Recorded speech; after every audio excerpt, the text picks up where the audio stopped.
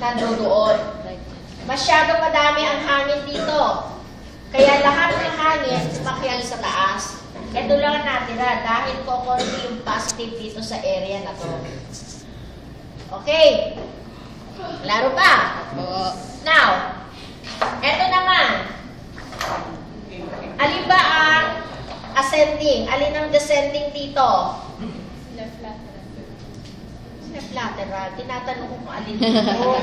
Alin dito ang ascending colon? Alin ang descending? O, hindi nyo pa masabi agad. O, alin ang ascending? Eto. Diba? Descending. Okay. So, kung alam ninyong ito yung ascending colon at ito yung descending colon, dapat alam niyo na kung ano yung posisyon na to. Ha? Diba? Kasi kung ilalagay mo yan dyan, for example, naka-right lateral yan, dapat wala dito itong negative. Dapat nandun sa taas. Okay? Kung ito naman, dapat wala dito yung negative. Dapat nandun sa taas. Diba?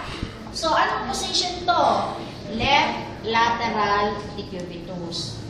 Dahil sa left lateral decubitus, yung lateral side mo mataas, kaya nandoon yung hangin sa ascending colon. Yung medial side mo nasa baba, kaya yung positive nandito. Dito naman, yung medial side ang nasa taas, kaya yung mga konting hangin nandoon sa medial side ng descending colon. At lahat ng positive ay nasa lateral side ng descending colon. Okay? Maliwanag. Katulad din ito. Oh. Ascending, descending. Diba? So, since nandito sa lateral side ng descending colon yung positive mo, ibig sabihin naka-left lateral decubitus yan. Kasi ito yung pinakamababa, kaya nandito yung positive, ito yung negative.